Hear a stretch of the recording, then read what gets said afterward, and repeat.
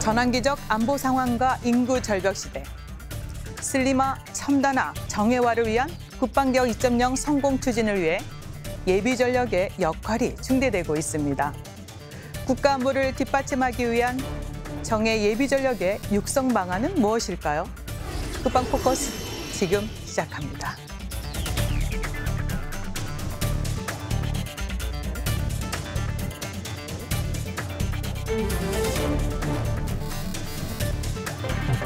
실전처럼 더 강하게 최첨단으로 예비군 훈련이 달라집니다. 국민 의견도 적극 수렴해 훈련 여건의 질적 개선도 이루어졌습니다. 하지만 여전히 산적한 과제는 어떻게 풀어야 할까요? 지금부터 국가안보 주역이자 핵심 전력인 예비전력 정예화 방안을 살펴보겠습니다. 시청자 여러분 안녕하십니까? 윤지연입니다. 이번 주 타이틀은 바로 지금까지 이런 예비군은 없었다인데요. 요즘 인기인 영화 극한직업의 대사를 패러디해봤습니다. 직장에서 부대에서 다양한 역할을 맡고 있는 대한민국 예비군들 2019년부터는 좀 더 특별해진다는데요. 지금부터 미래 국방 환경 변화에 따른 예비전력 정예화 방안을 살펴보겠습니다. 함께 분들 소개해드리죠. 이완철 육군동원전략사령부 참모장 나오셨습니다. 안녕하십니까. 박혜호 단국대학교 교양학부 교수 나오셨습니다. 안녕하십니까. 이세영 건양대학교 군사경찰대학 학장 나오셨습니다. 네, 안녕하십니까. 윤진영 국방대학교 예비전력연구센터장 나오셨습니다. 안녕하십니까. 지난 4월 5일 바로 국가소 최후의 보루인 예비군이 창설된 지 51주년이 되는 날이었는데요. 예비군의 날의 의미와 역할에 대해 먼저 한 말씀씩 듣고 가겠습니다. 네, 참모장님 먼저 말씀해 주세요. 네, 정말 뜻깊은 날이었잖아요. 예, 네. 국민의 생명과 재산을 지켜온 예비군이 어느덧 창설 51주년을 맞이했습니다. 네. 그동안 내 고장, 내 직장은 내가 지킨다는 구호 아래 경제 발전의 주역 역할을 또 해왔고 민간군경 통합방위 태세의 주축으로서 활동을 해왔습니다. 국가적인 위기 상황이 될 때마다 국민과 함께하며 평화를 지켜왔는데 이 예비군의 날은 이러한 예비군의 창설을 기념하고 그 일을 이제 선양하면서 또 자주국방의 결의를 새롭게 다짐하기 위한 그런 의미를 가지고 있다고 하겠습니다. 네, 그렇군요. 네, 박 교수님 조금 더 덧붙여 주시겠습니까? 네. 저는 우리나라에 있어서 예비군을 전쟁 지속력의 핵심이자 승리의 주역이다 이렇게 말씀드리고 싶은데요. 네. 지난 한 세기 전에 유럽에서 1차 세계대전이 발발했습니다. 그리고 20년 뒤에 2차 세계대전이 발발했습니다. 그때 연합국이 승리를 했는데 뭐 여러 가지 이유가 있겠습니다만은 연합국이 승리한 이유는 우리 예비군하고 같이 연관시켜서 볼 때에는 대규모로 전쟁 지속 능력이 우수한 영국이나 미국이 승리하였다는 것입니다. 네. 우리나라에 있어서도 마찬가지인데요. 우리도 전시가 되면은 많은 예비군을 동원할 그런 계획을 갖고 있습니다. 상비군은 전쟁 억제력이고 초기 대응력이면서 이 예비군을 가지고 전쟁을 지속하면서 끝내 승리를 할 수 있는 그런 역할을 해야 되기 때문에 네. 이렇게 말씀을 드리고 싶습니다. 네. 네, 이세영 교수님도 말씀해 네. 주세요. 네. 네, 참모장님하고 박계호 교수님께서 말씀 잘 하셨습니다. 저는 그 예비군을 대한민국을 지키는 안보 지킴 119라고 이렇게 네. 평상시 생각하고 있습니다. 저는 시각을 좀 밖으로 해서 우리나라뿐만 아니라 지구촌에 있는 많은 국가들이 박계호 교수님 말씀하셨지만 과거 역사의 여러 전쟁 중에 결국은 전쟁의 승리 또는 종결짓는 데 가장 큰 역할을 한 것은 예비군이라고 이렇게 평가되어 왔습니다. 네. 대표적으로 예를 들면은 1차 대전에는 1,800만 명이 동원됐고 2차 대전 당시에는 4천만 명. 그리고 뭐 최근의 전쟁이라고 할 수 있는 걸프전 때만 해도 22만 8천 명이 이렇게 했고요. 또 이라크 전쟁 때는 21만 명이 이렇게 동원됐죠. 네. 그래서 미국에서는 이라크전이 끝났을 때 의회에서 평가할 때 이번에 승리의 주역은 예비군이다. 이렇게 아주 명확하게 그 의회에서 평가를 내렸습니다. 네. 네. 센터장님도 한 말씀 부탁드립니다. 알겠습니다. 예비군에 대한 또 중요성과 의미, 그 역할, 이런 것을 또 세 분께서 정확히 또 세상이 잘 설명해 주셨는데요. 제가 첨언한다면 예비군 또 예비전력은 유비무한의 국가 중심 전력이라고 표현하고 싶습니다. 네. 예비전력은 결코 여분, 스페어가 아닌 국가안보의 한 축으로서 국가 위기 상황을 극복하는 핵심 전력이기도 합니다. 예. 예비전력은 현역 즉 이 상비전력에 대항하는 개념으로 국가의 이 총체 전력을 전력화함으로써 발생되는 그러한 전력이 바로 예비전력이거든요. 전시나 평시 또는 국가 재난 등 위기 상황 시에 예비군을 동원해서 이러한 위기를 극복할 수 있는 역할을 하는 것이 바로 우리 예비군입니다. 네. 또한 상비병력의 부족분을 보충하고 또 예비전력의 전쟁 지속 능력을 또 보장하기 위해서는 반드시 예비전력 정예화가 이루어져야 된다고 생각합니다. 현역과 함께 우리 예비전력은 국가 수호의 최후의 보루이면서 네. 우리 국가를 지키는 유비무한의 전력이기도 합니다. 네. 우리 이제 51주년 예비군의 날이 됐는데 275만 예비군 여러분 진심으로 예비군 날 축하드립니다. 네. 예비군의 날 특히 51주년을 맞아서 이제 의미와 중요성 말씀해 주셨는데요. 좀 더 이제 얘기를 나눠보겠습니다. 박 교수님, 아무래도 이제 미래 국방 환경 변화에 따라서 예비군의 역할이 더 중요하다 이런 얘기 하잖아요. 예. 그래서 미래 국방 환경 변화 진단을 먼저 해보겠습니다. 네. 무엇이 어떻게 달라지고 예. 그런 달라지는 국방 환경 속에서 예비군은 또 어떻게 변화되고 왜 중요한지에 대해서 좀 언급해 주시겠습니까? 예, 세계 안보 환경이 어떻게 바뀌는지 좀 잠깐만 좀 말씀드리고 싶습니다. 우리가 1990년대에 냉전이 끝나면서 세계에 평화가 올 것으로 이렇게 다들 예상을 했습니다. 그럼에도 불구하고 그동안 감춰져 있었던 수많은 요인들이 드러나면서 이제 세계 도처에서 오히려 분쟁이 더 많이 발생하고 있는 게 지금의 추세가 아닌가 이렇게 생각을 합니다. 스웨덴의 수도 스톡홀름에 있는 국제 평화연구소에서 매년 연감을 발행을 하고 있습니다. 예. 거기서 그 자료를 보면은 매년 40~50건의 지역적인 분쟁이 발생하고 있다고 합니다. 그 중에서 5~6건 정도는 전쟁으로 비화된다고 그렇게 얘기를 하고 네. 있거든요. 지금 뭐 이렇게 진행되고 있는 시리아 내전이나 예멘 내전 같은 경우는 바로 거기에 해당되는 그런 거라고 이렇게 생각을 합니다. 막 그러한 사항들은 앞으로도 줄어들지 않을 거라고 이렇게 생각이 됩니다. 또 한 가지 얘기되고 있는 것이 신냉전 시대가 도래하고 있지 않느냐 하는 얘기입니다. 네. 크림반도 합병을 시작으로 이렇게 촉발된 신냉전에 대한 얘기가 지금 동북아 시대에도 이렇게 오고 있지 않느냐 하는 얘기죠. 북핵 문제로 인한 대길이라든가 중국의 군사 굴기로 인해서 동중국에 또는 남중국에서의 대립도 심화되고 있습니다. 그런데 이러한 사항들이 전부 다 우리하고 다 같이 연관된다는 겁니다.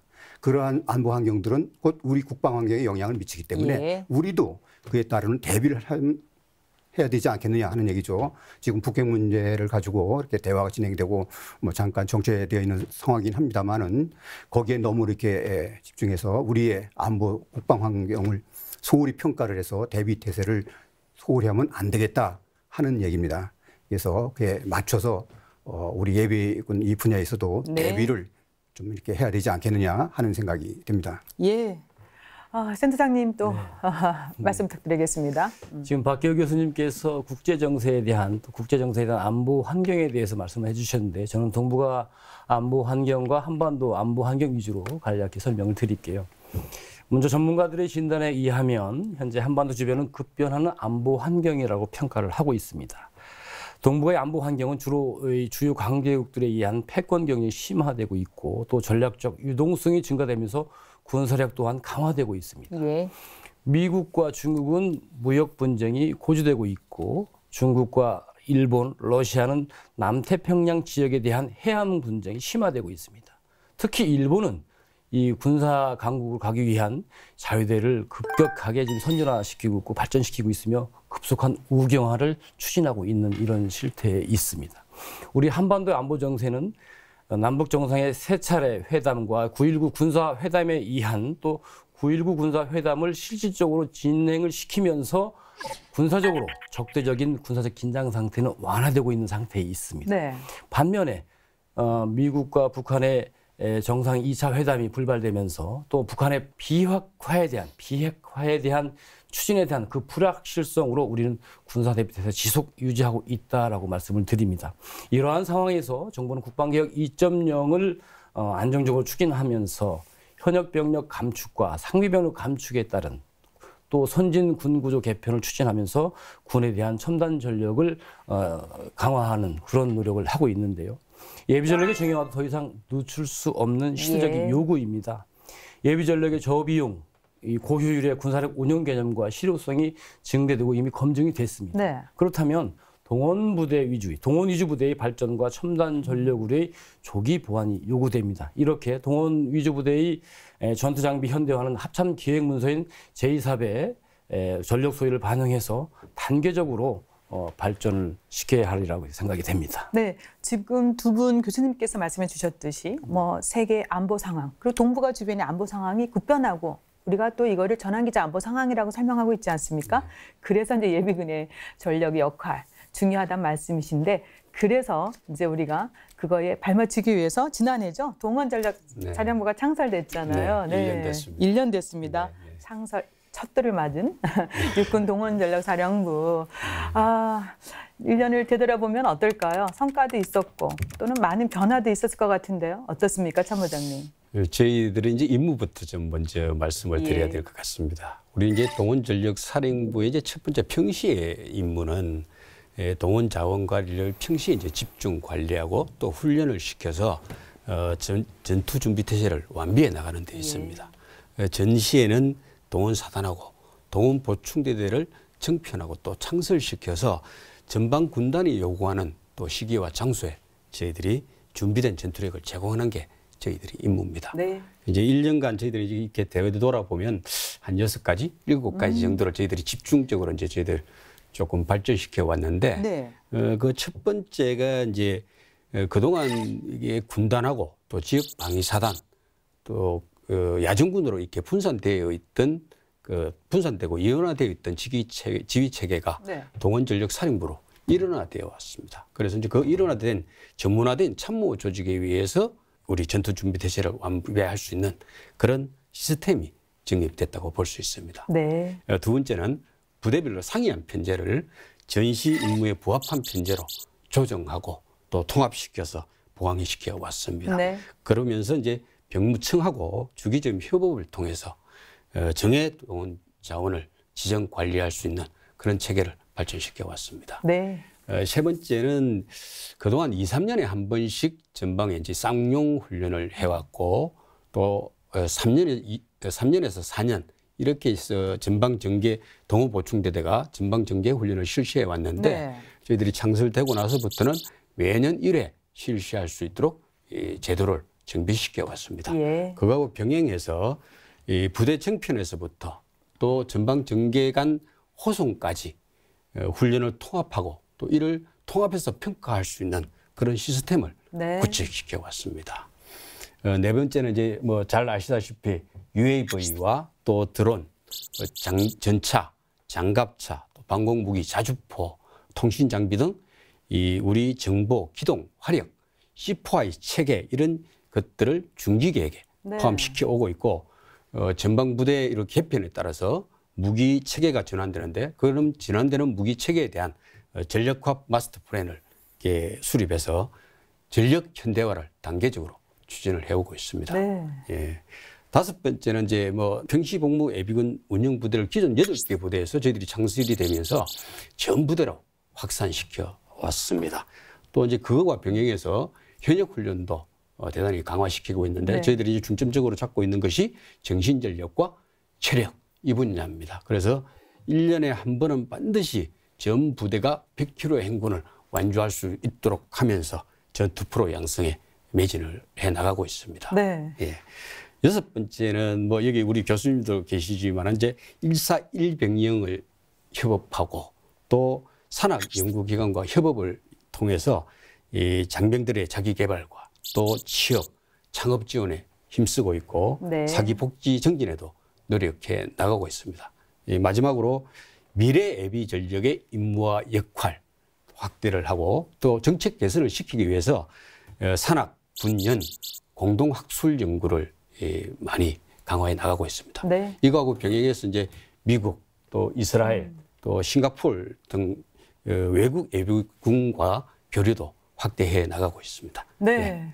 창설 1주년인데 그동안 되돌아보니까 엄청난 일을 하셨습니다. 예비 전력 정예화를 위해서 많은 노력을 하고 계시는데요.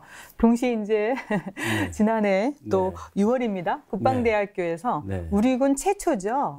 예비 전력 연구센터가 이제 만들어졌습니다. 그래서 이제 많은 분들이 여기는 뭘 하는 곳이냐 궁금증이 많습니다. 설립 배경도 좀 말씀해 주시고요. 주요 임무가 어떤 것이 있는지요? 국방계획 추진으로 상비병력의 감축에 따라서 예비전력의 중요성은 더욱 증가됐습니다. 반면 이 예비전력과 동원전력과 관련된 중장기적인 전력과 정책, 제도 발전을 위한 전문적인 연구기관이 없었습니다. 또 군 내적으로 보면 많은 여론들이 이렇게 예비전력에 대한, 동원전력에 대한 비상대비 업무에 대한 전문 연구소를 설치를 하고 또 전문 연구원을 양성해서 이런 기관들이 이제 국가 정책에 대해서 반영할 수 있는 그런 기관이 필요하지 않느냐라는 그런 얘기가 나와서 2016년도에 국방 동원 예비군 종합 발전 계획을 보고하면서 장관과 대통령께 보고가 됐고 2017년 2월 달에 국방부 군무회의 의결을 거쳐서 국방개혁 기본계획 수정 1호에 반영이 됐습니다. 최초 설계가 이제 국가 예비전력 연구소로 17명이 설계되었었는데 우선 센터로 편성된 것은 2017년도 6월과 8월에 우선 예비전력 연구센터로 체계를 안착시키자라는 차원에서 장관께서 승인을 하셔서 2017년 12월 달에 국방대학교 부대계획에 예비전력 연구센터가 반영이 돼서 2018년 1월 2일부로 설립이 됐는데 센터장과 연구원들을 선발을 해서 6월 21일부로 연구센터가 개소가 됐습니다. 저희들이 연구원들 3명 박사들, 동원과 예비군, 비상대비 업무 분야를 전문적으로 연구하는 박사 3명과 센터장, 또 연구 행정을 지원한 5명이 임무를 수행합니다. 저희들의 주요 임무는 앞서 말씀드렸듯이 국가 동원 정책과 예비군 분야, 비상대비 업무 분야에 대한 국가 전략과 정책, 제도 발전을 위해서 학술적으로 또 학문적으로 깊이 있게 연구해서 이를 정책에 반영할 수 있는 싱크탱크 역할을 하는 것입니다. 또 그런 역할을 하면서 최근에는 우리 건양대학교와 또 동원전력사령부와 저희 국방대학교 안보연구소가 MOU를 체결하면서 군 내외적으로 이런 안보 세미나에 같이 공동으로 주최하고 주관하면서 또 예비전력 분야 양성교육기관의 교육도 같이 지원하는 그런 활동과 임무를 수행하고 있습니다. 이제 예비전력 정예화는 우리 군의 수건 과제이면서 이제 앞서서 많은 강조가 있었습니다. 그래서 이제 계속해서요 예비전력 정예화를 위해서 실질적인 방안이 뭔지 심도 있게 좀 분석을 해보겠습니다. 우선 센터장님, 현재 예비군 어떻게 구성되어 있습니까? 원래 예비군은 현역 복무를 마친 사람 또는 병역법에 의해서 예비역에 편입된 장교, 부사관, 병 또는 지원자로 편성하게 되어 있습니다. 크게 예비군은 동원 예비군과 지역 예비군으로 구분하는데요. 먼저 동원 예비군은 전시 또 비상사태 시 국가 동원령이 선포가 되면 신속히 동원해서 현역 부대의 증편 요원으로 동원되는 자원들을 바로 동원 예비군이라고 합니다. 이 동원 예비군의 편성은 전역한 지 병사들은 4년 차, 간부들은 6년 차까지 편성 대상이고 평시 훈련은 2박 3일 자기가 소속돼 있는 소집하도록 명령이 돼 있는 그런 부대에 가서 2박 3일 동안 28시간 훈련을 받게 됩니다. 동원 예비군의 임무는 비상 대비 또 동원령이 선포되면 바로 자기가 동원 지정된 소속 부대에 빨리 응소해서 현역과 함께 부대를 완편한 후에 작전 임무를 수행하는 것이 바로 동원 예비군입니다. 지역 예비군은요, 말 그대로 지역 방위 작전을 위해서 편성된 자원들인데 크게 지역 방위 작전을 수행하는 이런 예비군들은 지역 예비군과 직장 예비군으로 구분이 됩니다. 지역 예비군은 통상 5년 차부터 8년 차까지가 편성 대상인데요. 이 중에서 5, 6년 차는 훈련이 부과됩니다. 1년에 20시간이 부과가 되고 6, 8년 차는 편성은 돼 있으나 훈련은 부과하지 않습니다. 또 지역 예비군은 전시 또는 이에 준하는 국가 비상 사태 시 또 동원령이 선포된 경우 향토방위 즉 내고장은 내가 지키고 내 직장은 내가 지킨다는 그러한 편성으로 돼 있는 바로 조직이 바로 지역 예비군과 직장 예비군입니다. 네. 지역 예비군과 직장 예비군 통합해서 지역 예비군 통상 5년 차부터 8년 차까지 편성이 되는데 5, 6년 차는 훈련이 부과되는데 1년에 20시간이 부여가 됩니다. 6, 8년 차는 편성은 돼 있으나 훈련은 부과하지 않습니다. 이들은 연중 지속적으로 국가 비상시에 대비를 하면서 지역 방해 작전 임무를 위한 그런 대비 태세를 유지하고 있는데요. 네. 주요 임무는 지역 방해, 즉 향토 방해 작전을 임무 수행한다라는 것이 지역 예비군입니다. 네, 예비군의 역할, 규모 등등 조목조목 설명 잘해주셔서 감사드리고요. 이세영 교수님, 네. 이제 국방개혁 2.0이 이제 실시되면서 이제 병력하고 복무 기간이 단축되잖아요. 네. 따라서 예비군도 이제 감축이 됩니다. 네. 그래서 감축과 관련해서 이제 그 편제 개편 등 다양한 의견이 나오고 있어요. 그럼 적정 규모는 어느 정도가 돼야 되는지 이걸 어떻게 판단하고 계십니까? 예, 어떻게 보면 쉬우면서도 굉장히 힘든 분야라고 그렇게 봅니다. 병력 규모, 예비군 규모는 상징성을 떠나서 외부에서 바라볼 때 얼마만큼 강한 안보 역을 갖고 있느냐 하는 대외적 이미지도 있기 때문에 네. 굉장히 신중해야 된다고 봅니다.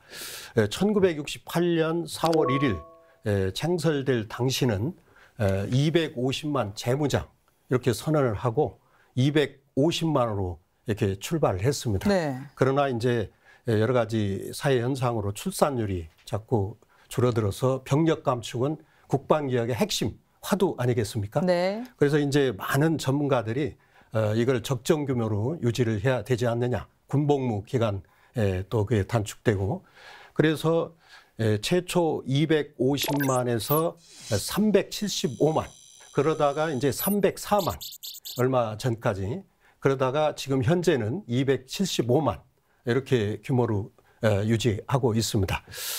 지금까지는 대부분 요 규모를 판단할 때 현역 그 감축하는 문제, 네. 군복무가 단축되는 문제를 이렇게 기준을 세우고 있는데 사실은 우리하고 마주 이렇게 하고 있는 북한이 현역 120만에다가 그다음에 예비 전력이 700만입니다. 이걸 도합해 보면 820만입니다. 그래서 이 820만이라고 할 때에 우리가 방자요 공격을 했을 때 최소 3분의 1선은 돼야 된다. 네. 그러면 제 개인적으로 250만 정도 이렇게 생각을 하고 있는데 육군본부에서는 2020년까지 한 230만 규모로 이렇게 어느 정도 선을 이렇게 가이드라인을 그어서 판단을 하고 있습니다만 요것은 단순히 우리 안보만 생각할 게 아니라 예비군 임무가 확대될 수가 있거든요. 네. 지금 검토 중에 있는 해외 파병 임무가 또 확산돼서 현역 대신 임무를 수행할 수 있는 등 이러한 예비군 임무의 그 임무 확대 이런 측면까지 복합적으로 좀 고려해서 앞으로 좀 진지하게 검토돼야 될 분야라고 그렇게 생각합니다. 네, 그렇군요. 이제 동원 즉시 전투력을 발휘해야 하는 곳이 매우 중요한 곳인데 이곳이 바로 동원사단입니다. 평시와 전시, 현역과 예비역 비율은 어느 정도이고 병력 및 복무기간 감축에 따른 예비전력 감축으로 인한 문제는 없는 건지 동원 예비군의 적정 규모에 대해서 알아보겠습니다. 네, 센터장님. 네. 정말 중요한 대목 아닙니까? 그렇습니다. 네. 예.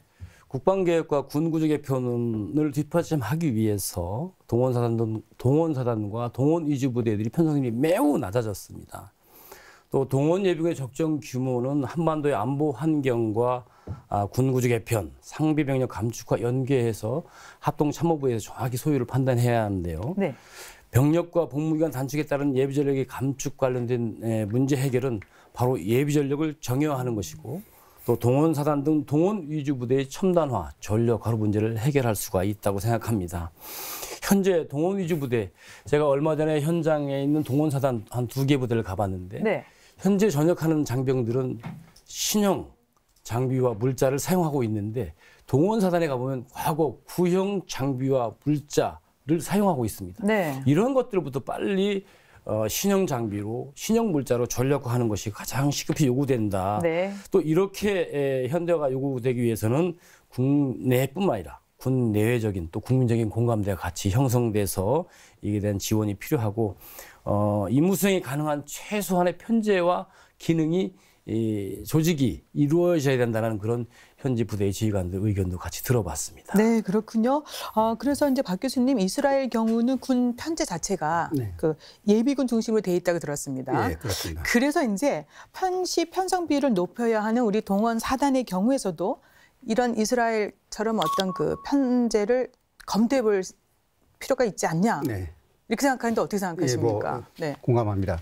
앞서 우리 동원전력사령부의 참모장 또 윤 박사께서 또 말씀을 드렸습니다만은 우리가 이제 전 세계에서 가장 동원 예비군 제도가 발전된 나라가 하면 미국을 이제 뭐 대표적으로 많이 들고 있고 또 이스라엘은 동원 예비군 제도도 발전돼 있으면서도 안보 환경도 아주 우리나라하고 유사한 예. 그런 관지 않냐 이렇게 생각이 됩니다. 그래서 우리가 이스라엘 포함한 이런 제도를 많이 벤치마킹을 하고 있거든요.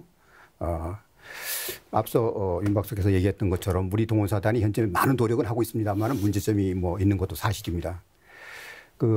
영국 런던에 있는 국제전략문제연구소를 아실 겁니다. 거기서 해마다 밀리터리 밸런스 군사력 균형을 발행하지 않습니까?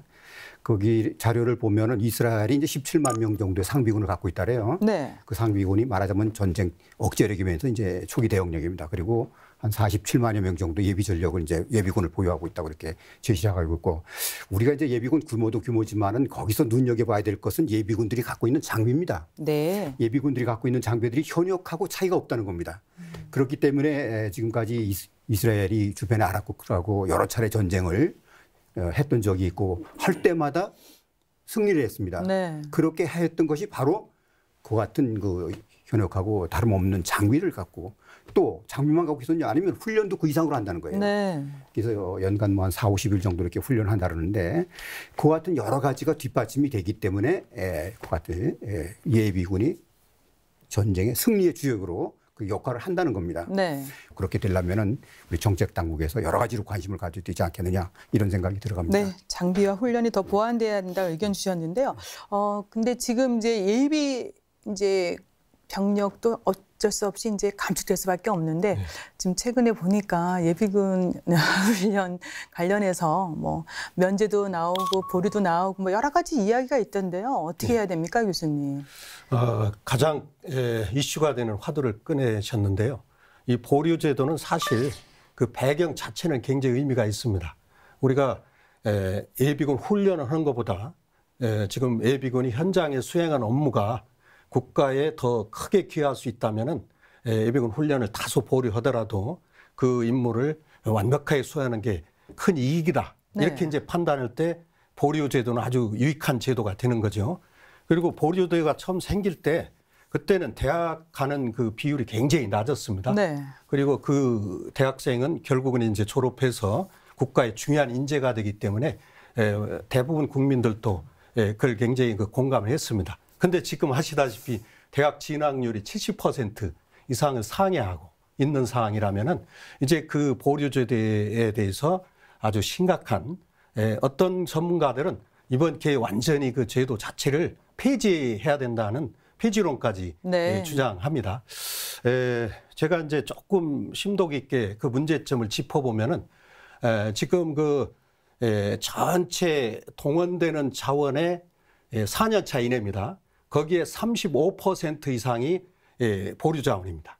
그런데 더 심각한 거는 그 자원 중에 그 67%가 대학생입니다. 네. 대학생. 이러다 보니 아까 박계우 교수님도 말씀하셨지만은 우리나라 안보 현상 초기 전투의 승리를 못하면은 제대로 이걸 관리를 못하면 결국은 패할 수뿐이 없는 네. 그런 안보 환경을 가졌다고 본다면 이 문제는 아주 대단히 심각합니다. 그래서 군에서도 이 문제에 대해서 오래전부터 여러 가지 노력을 하고 있습니다만 다만 이제 형평성 문제와 공감대 차원이 대단히 이게 중요합니다. 그래서 좀 어렵지만 이제 특단의 조치를 해서 완전 네. 폐지 차원보다는 꼭 필요한 것은 공감대를 형성해서 지금 육군에서는 24개 직종 한 10만 명 정도를 타당하다. 현재 여러 가지 직업군으로 볼 때 이렇게 하는데 결국은 심층 깊게 그리고 특단의 단호한 예. 그런 정책 차원의 노력이 반드시 필요하고 이게 국방개혁에 있어서 어떻게 보면 예비전력 정예화의 핵심이라고 저는 네. 이렇게 생각합니다. 그러니까 예비군 동원 및 훈련과 관련해서 보류제도 요건 반드시 개선을 해야 되겠습니다. 네. 결국은 우수한 자원 확보와 현역과 예비군의 조화로운 업무 수행 체계가 매우 중요한데요. 이를 위해 평시복무 예비군 제도 도입이 국방개혁 2.0 과제로 추진되고 있습니다. 어떤 효과가 있을지 자세한 설명 들어보겠습니다. 네, 참모장님 말씀해 주세요. 네. 앞에서 이제 우리 교수님들도 계속 말씀을 해주셨는데 잘 아시다시피 이제 우리 동원 사단은 편성률이 대단히 낮고 동원 보충 대대는 100% 동원 예비군으로 상설을 해야 되는 그런 부대입니다. 거기다가 이제 문제는 동원 훈련 기간 자체가 2박 3일로 이렇게 짧다 보니까 네. 우리 간부들이 이 작전 계획에 대한 임무 수행, 또 직책 수행, 지휘 통제 능력을 이렇게 숙달하는 데 있어서 대단히 제한상을 받고 있습니다. 네. 이런 것들이 이제 우리가 평시복무 예비군 제도가 이렇게 도입되게 된 그런 과정이 되겠습니다. 네.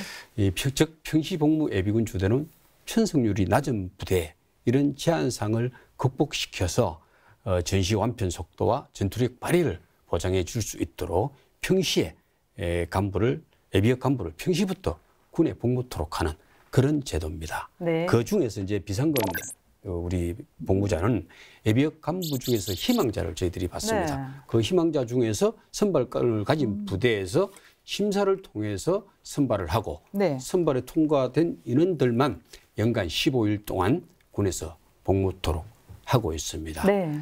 14년부터 이제 저희들이 이걸 시험 적용을 했는데 네. 개인 및 부대 차원에서 저희들이 분석을 해보니까 시행전 대비해서 약 40% 이상 전투력이 향상됐다는 그런 연구 결과가 나와서 예. 계속 저희들이 확대 시행을 하고 있습니다. 이런 이제 근거로 현재는 사령부와 전 부대가 약 1,200여 명 정도를 저희들이 선발해서 운용하고 있고 예. 앞으로 더 확대해 날 그런 계획이 있습니다. 예. 비상금 복무와 이제 이렇게 유사한 것인데 확대 비상금 복무라고 저희들 보면 어떻게 보면 이제 상금 복무라고 저희들이 이야기하기도 하는데 예. 요거는 확대를 하게 되면 이 인원들은 연간 한 200일 정도 이내, 200일 이내 이제 군에서 복무를 하면서 상주 복무를 하는 것이죠.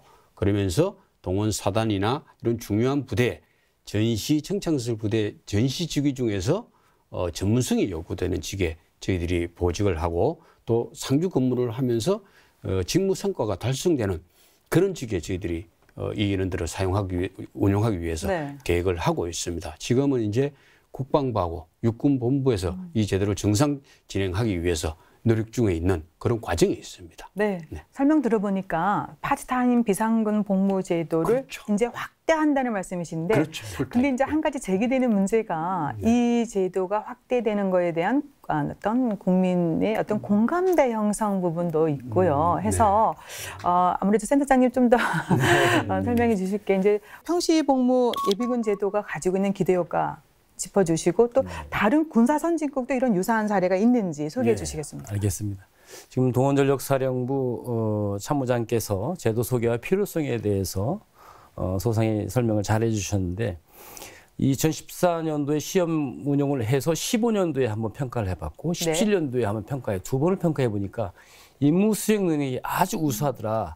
또 같이 근무했던 현역 장병들도 이 비상근 복무 예비군 이 인원들이 정말 임무 수행이 탁월하다라는 그런 분석이 나오고 또 여기 같이 복무했던 비상근 예비역 그 간부들도 다시 원하면 부대에서 요청하면 다시 근무하겠다는 그런 긍정적인 평가가 한 80% 이상 나왔습니다. 네. 결국은 미래 국방 인력 운영을 혁신을 선도하는 그런 또 제도이고 또 일자리 창출에도 기여할 수 있다라고 볼 수 네. 있겠습니다.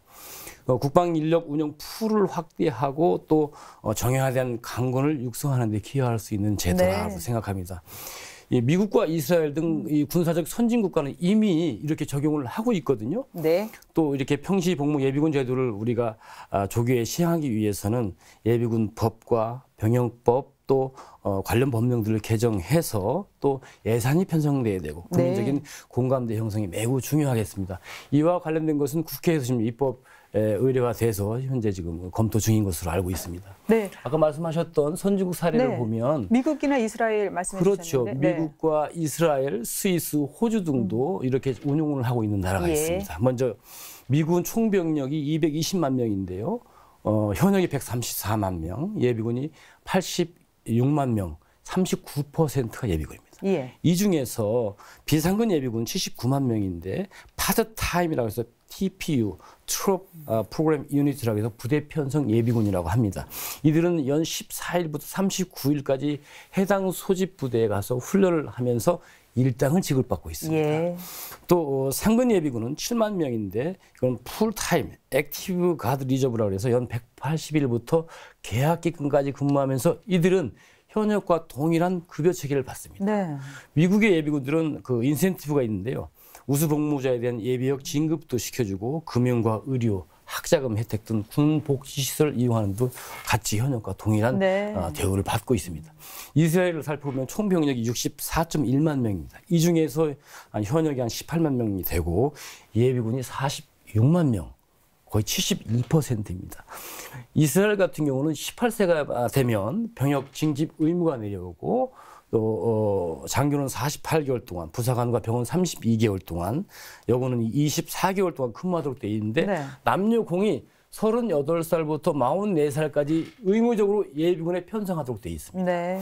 또 비상근 복무도 3년 주기로 해서 54일부터 84일간 근무하도록 되어 있고 또 장교들은 45세까지, 병사들과 부사관은 40세까지 근무하도록 현역 부대에 복무부대에 가서 근무를 하거나 또 거주지 인근 부대에 편성이 돼서 현역 부대의 지휘를 받고 예. 있는데요. 급여와 복지 혜택도 해당 가급의 현역에 준한 급여 체계를 준용을 받고 있고 특히 이스라엘 같은 경우도 군 병원과 복지시설 현역과 동일하게 사용할 수 있고 예. 또 이들은 교통편도 무상으로 해줍니다. 그래서 이스라엘 같은 경우는 현역은 초기 대응 전력으로 활용하고 예비군은 바로 전장의 주역으로 활용하고 있습니다. 네. 하고 호주도 보면 예비군이 있습니다. 호주도 총병력이 한 7.8만 명 되는데 현역이 약 6만 명 정도, 예비군이 약 2만 명, 약 27%입니다. 호주는 현역이 한 1개 사단, 예비군이 2개 사단으로 편성돼 있고 호주 같은 경우는 7개 주가 있는데 각 주별로 1개 여단 규모의 예비군이 편성하도록 네. 되어 있습니다. 또 예비군이 편성되어 있는 것은 이 지역 방위와 재난 극복을 위한 그런 지원 임무를 수행하고 있는데요. 호주 같은 경우는 무병제를 활용하고 있는데 현역 복무 2년 후에는 바로 5년까지 예비군에 자동으로 편성하도록 되어 있습니다. 또 파트타임도 운용하고 있는데 아까 얘기했던 비상근 복무 이것도 최소 20일부터 206일까지 원하는 대로 또 근무할 수 있는 그런 여건이 되어 있고 특히 호주 같은 경우는 예비군을 고용한 업체에 대해서 인센티브를 주고 있고 예. 또 그 직장에서 예비군 훈련에 가면 그 예비군 훈련에 들어간 그 직원 자리에 대리 근무자를 고용해서 업무에 지장이 없도록 그런 제도를 시행하고 있거든요. 우리도 예비군에 대한 호의적인 인식과 예. 또 이런 것들이 정책적으로 더 반영될 수 있도록 더욱 노력을 해야겠다라는 생각을 하게 됩니다. 네, 평시 복무 예비군제도 보완이 좀 많이 필요한 것 같습니다. 네. 이제 계속해서요, 예비군 훈련 내실화에 대해서 논의를 해보겠습니다. 우선 참모장님, 동원전력사령부 창설 이후에 부대 평가, 또 훈련 시스템 어떻게 되어 있습니까? 우리 이제 이 동원전력사령부의 동원사단은 상비사단과 이제 달리 편성률이 평소에 낮다 보니까 간부들이 1인 다역 역할을 해야 되는 요소들이 상당히 많이 있습니다. 그러다 보니까 우리 간부들 임무 수행 능력을 향상시키는 것이 우리 전투준비태세 향상에 매우 중요한 요소로 저희들이 생각하고 있습니다. 예. 그래서 간부 정야율을 위해서 이제 우리 사령부에서는 교육과 또 평가, 자격 인정 이런 시스템들을 이렇게 강화해 나가고 있고 또 학교 기관하고 연계해서 직무 보수 교육을 통해서 개인의 임무 수행 능력을 향상시켜 나가고 있습니다. 요거하고 이제 병행해서 저희들이 전시 부대 확장을 시키려면 평시에 이게 물자 관리 이것도 대단히 중요합니다. 그래서 이 평시부터 장비와 물자를 관리하는 분야에 저희들 부대 운영을 집중시켜 나가고 있습니다. 이를 위해서 이제 지금까지 연중 실시되던 동원사단의 전투지휘검열, 또 전술훈련 평가, 또 동원사단 평가 이렇게 다양하게 해왔는데 예. 이런 것들을 이제 지금 사령부가 창설되고 나서 쌍용 훈련에 통합해서 훈련하고 평가하는 그런 체계로 바꿔 나가고 있습니다. 지금 뭐냐면 상비 사단에서 실시되는 유격 훈련, 또 뭐 진지공사 이런 것들도 우리 교수님들 기존에는 동원사도 계속 같이 해왔지 않습니까? 그래서 앞서 말씀드린 대로 저희들이 이제 병력 관리, 장비 물자 관리 이런 간부들의 어떤 역할 이런 것들을 생각을 해서 이런 상비 사단에서 수행하던 진지공사, 유격훈련 이런 것들은 완전히 배제시키고 순수히 동원사단의 임무에 부합되게 그렇게 지금 평가 체계도 보완을 시켰습니다. 그래서 이제 핵심적으로 말씀드리면 저희들이 이제 바꾼 훈련하고 평가 체계는 기존에는 정창설이 다 완료돼 있는 상태에서 예비군이 다 들어왔다고 생각하고 그 상태에서 이 작전 계획 시행을 평가하고 또 지휘 능력을 평가해 왔습니다. 현재는 부대 정편에서부터 또 부대가 전방 전개되는 과정, 또 호송단에 의한 병력 호송까지를 부대가 완편돼서 작전을 수행할 수 있는 그런 능력들을 평가하는 데 중점을 두고 시행해 나가고 있습니다. 또 우리가 이제 이를 위해서 현재는 사단사령부하고 동원사단사령부하고 직할부대 또 연대에 지정된 전 동원 예비군을 동시에 동원합니다.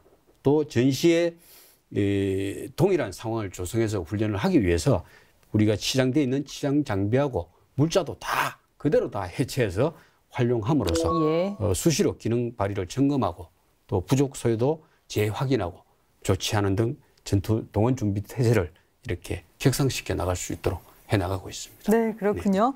네. 그리고 이제 우리가 훈련과 관련해서 과학과 훈련 필요하다는 얘기 많이 하잖아요, 네. 교수님. 그래서 과학과 훈련 이건 어떻게 진행되고 이거 실태 좀 얘기해 주시겠습니까? 네, 과학화의 그 훈련은 우리 군의 현역뿐만 아니라 특별히 또 예비군 훈련에 상당히 그 관심을 갖고 있습니다.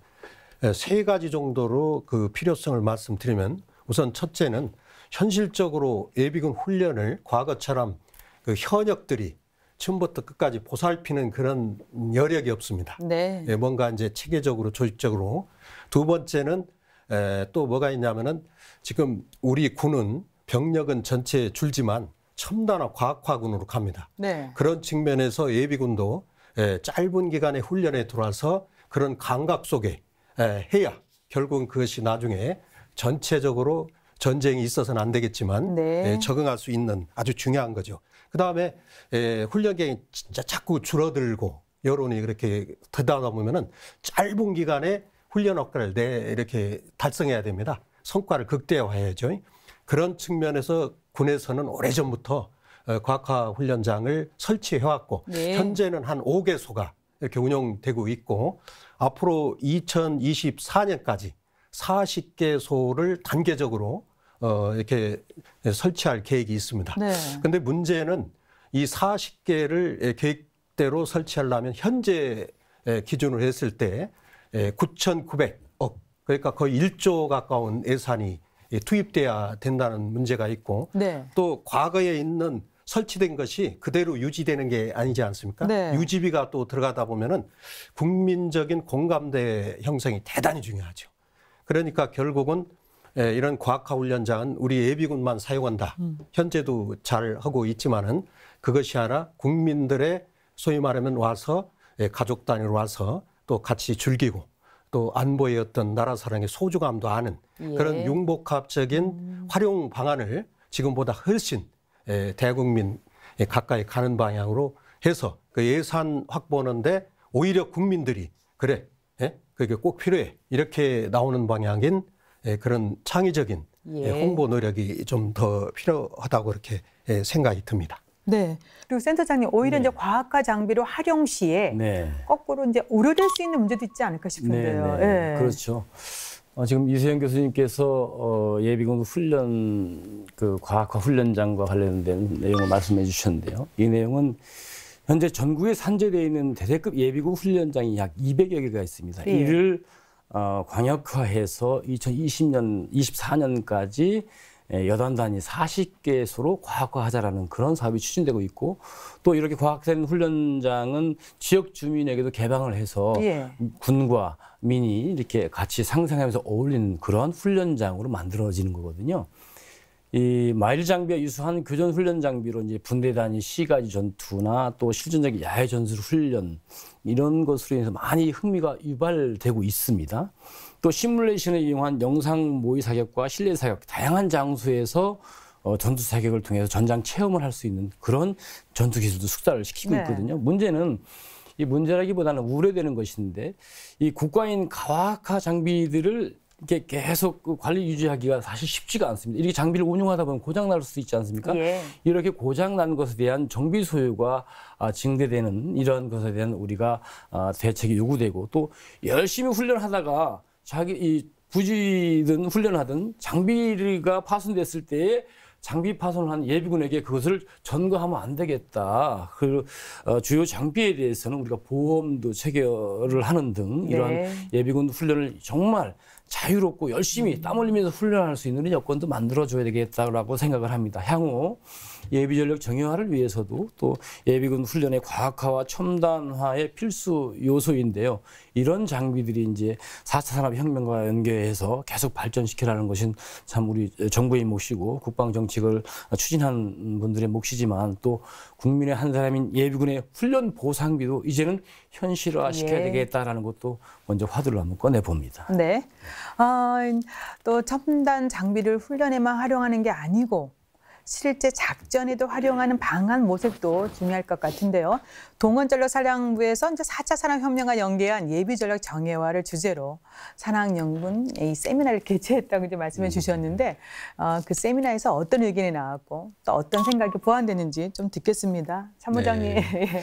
이건 언제 된 거죠, 이게? 네, 말씀하신 대로 지난 2월 24일 날 예. 우리가 이제 전문 기관 또 학계 관계자분들과 함께 4차 산업혁명과 연계한 예비전력 발전 방향 세미나를 실시를 했습니다. 또 앞에 우리 계신 교수님들도 적극 참여해 주시고 좋은 말씀들 많이 해 주셨는데 세미나 간에 이제 인공지능, 우리가 AI라고 하는 인공지능, 또 빅데이터, 드론 등을 활용한 이런 것들을 군사작전에 활용하기 위한 방안이 네. 주 내용이었습니다. 그러면서 이 4차 산업혁명 기술의 혁신적인 기술들을 미래 군사작전 형태와 활용성 또 경제성을 고려해서 추진돼야 되고 예. 정부 부처와 또 학계, 언론, 또 연구기관 등과 연계해서 이 유기적인 협조로 발전 방안을 도모해 보자는 그런 내용으로 진행이 돼 왔던 아주 유익한 시간이었습니다. 이 분야는 앞으로도 더 많이 우리가 연구하고 예. 논의되고 또 세미나를 통해서 발전시켜야 되는 네. 그런 분야 중에 하나라고 저희들 숙제를 조금 남겨놓고 있습니다. 첫 번째 이제 저희들이 세미나를 개최했는데 이건 더 많이 이렇게 좀 진행을 해서 예. 내실을 다져 나가야 되는 그런 분야로 인식하고 있습니다. 네, 세미나에서 다양한 의견이 나왔고 유익한 시간 됐다 했는데요. 어떤 걸 좀 더 보완하면 좋을까요, 교수님? 예. 여러 가지 말씀들 많이 나왔습니다. 다 우리 예비전력 분야에서 발전시키는데 필요한 그런 말씀을 했다고 생각이 됩니다. 네. 저는 그를 발전시키던 세 가지가 좀 해결이 돼야 된다고 봅니다. 첫 번째로 법이 이를 뒷받침을 해줘야겠다 하는 예. 얘기예요. 그래서 이 동원 관련되는 여러 가지 법이 있는데 지금 그렇지 못한 면들이 많이 있기 때문에 법령이 개정이 돼야 된다 하는 것을 첫 번째 말씀드리고 싶고 두 번째 문제는 또 예산이 또 많이 필요한 분야들이 있습니다. 네. 그래서 예산이 좀 많이 이렇게 배정이 돼야 되는데 지금까지 예비전력 관련돼서 많은 제한이 정책적으로 이루어졌던 것도 사실이거든요. 그런데 이렇게 답보 수준에 머무르는 것은 그만큼 예산이 좀 뒷받침되지 안 하지 않느냐 하는 그런 생각이 들어갑니다. 또 한 가지는 국민들의 참여를 좀 말씀드리고 싶습니다. 네. 아무리 정책적으로 법을 만들고 예산을 뒷받침해 주더라도 직접 대상이 되는 국민들이 참여를 해주지 않으면 안 되기 때문에 이 세 가지가 같이 잘 조화가 되었을 때 이런 것들이 다 이제 현실적으로 이렇게 되지 않겠느냐 하는 생각이 들어갑니다. 네. 그래서요. 이제 예산 문제는 이제 지속적으로 제기되는 예비전력 정예화에 필요하면서도 또 걸림돌이기도 합니다. 이제 실제로 예산 부족으로 산적한 과제들이 많습니다. 먼저 훈련비의 경우 세계 최하위 수준이라는 지적이 끊이지 않고 나오고 있습니다. 이런 부분 어떻게 우리가 해소를 해야 될지요. 이세영 교수님이 말씀해 주시겠습니까? 네, 그 예비군에 대한 대우와 사기 이렇게 이제 말씀하시면 저도 예비역 한 사람으로서 굉장히 가슴이 아픕니다. 제가 이제 예비전력 예산을 얘기할 때 아주 알기 쉽게 F-15K 우리 전투기 있지 않습니까? 그 한 대 값도 안 되는 돈을 가지고 275만을 운영한다. 그러니까 예비군 한 명이 1년 운영비가 5만 원밖에 안 되는 정말 안타까운 현실입니다. 네. 예, 그 훈련 보상비가 직접적으로 또 연관돼 있는데 네. 현재 동원 훈련 같은 경우는 2박 3일간 3만 2천 원. 그러니까 최저임금의 13.7%입니다. 그리고 지역예비군 같은 경우는 13,000원이니까 최저임금의 19.4% 정도뿐이 안 됩니다. 사실은 미국 같은 경우는 31만 원, 그리고 이스라엘은 17만 원. 물론 이제 훈련 기간 차이는 좀 있습니다만 네. 아주 그 엄청난 차이가 이렇게 나고 있습니다. 다행스럽게 이제 군에서도 그 심각성을 인식하셔서 동원 훈련 같은 경우는 2020년도에 그 9만 1,000원 정도, 그리고 33년도에 21만 원. 네. 그러니까 21만 원 되면은 그때 그 기준에서 최저임금 수준이 되는 거고요. 지역 예비군 훈련 같은 경우는 2022년도에 3만 1,000원, 그리고 33년에 6만 원. 이렇게 해서 이제 최저임금의 100%를 맞춘다는 노력을 한다는 그런 계획이 네. 있습니다. 이 예산이라는 것은 방금 전에 박계호 교수님이 말씀하신 대로 우리가 계획한다고 되는 게 아니라 그야말로 예비전력이 우리 국가안보에 정말 없어서는 안 산소 같은 존재라는 인식을 우리 국민들에게 공감대 확산한 노력이 정말 지금보다 배가 될 때 네. 그런 계획대로 되리라고 이렇게 생각합니다. 네. 이렇게 지금까지 쭉 말씀을 듣고 보니까 우리 군이 가야 할 길이 참 멀어 보입니다. 특히 동원전력사령부가 예비전력 정예와의 중추적 역할을 수행해 주길 기대해 보면서 희망을 가지면서요. 국가안보의 핵심 축이면서 또 핵심 전력 아니겠습니까? 예비전력의 정예화를 위해서 필요한 건 무엇인지 당부와 다진 말씀 들어보겠습니다. 네, 박 교수님 먼저 해주시겠습니까? 저는 예비전력 업무를 좀 오래 했고 네. 또 여전히 연구도 하고 있고 뭐 이렇게 합니다만은 예비전력이 뭐 상비전력도 중요합니다. 중요하지 않다는 얘기가 아니고 그렇지만은 계속 말씀드리고 싶은 것은 전쟁 지속력, 그 다음에 승리의 주역이 바로 예비군이다. 그런데 그렇게 역할을 할 수 있도록 보장하기 위해서는 아까 말씀드렸습니다만은 법적으로 또 예산상으로 이렇게 뒷받침이 돼야 되고 우리 국민들도 그런 그 예비전력의 중요성에 대한 인식이 필요하지 않느냐. 그랬을 때 지금보다는 한층 더 발전된 그러한 우리 예비전력의 모습을 볼 수 있겠다. 이런 네. 생각을 해봅니다. 센터장님, 네. 예, 부탁드립니다. 우리가 저는 그 네 가지 정도를 이렇게 요약해서 설명드리고 싶은데요.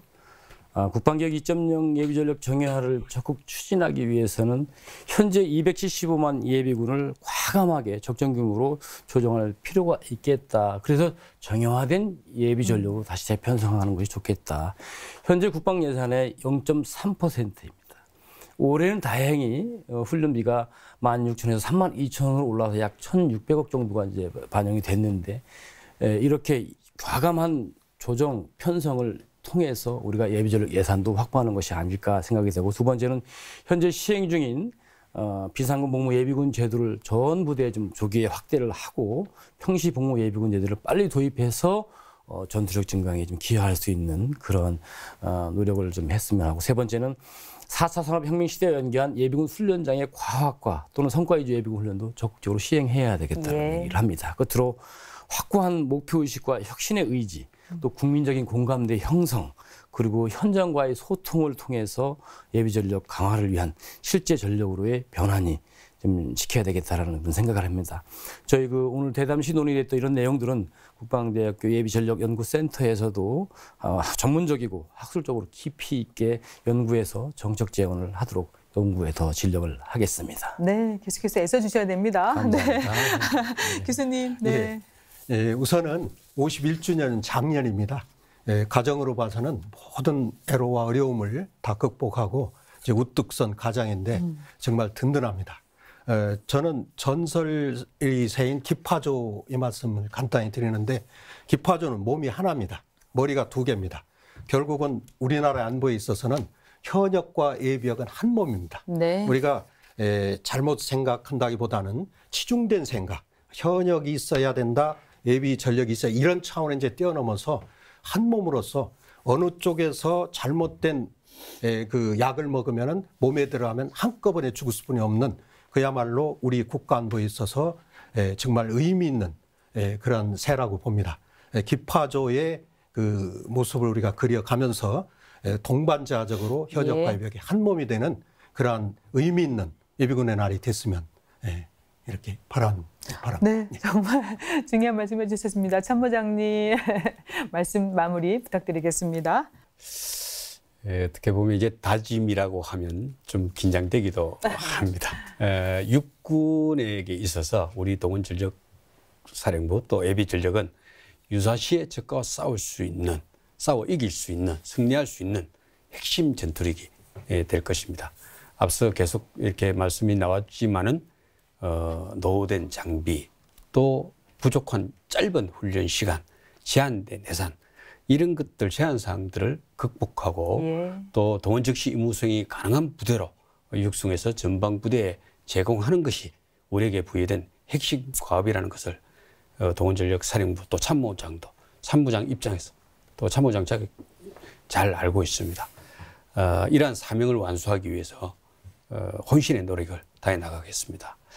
동원전력 사령부가 예비전력 정화의 선도적인 역할을 수행하는 것은 물론 대한민국 평화를 지키는 최고의 호국 방패가 될 수 있도록 국민 여러분들과 또 관련 기관의 많은 성원과 적극적인 협조를 당부드립니다. 네, 감사합니다. 창설 1주년 다시 한번 축하드리고요. 국가 안보 최후의 보루인 예비전력 정예화를 위해서는 우리가 제한된 여건 하에서 최선을 다할 것이 있습니다.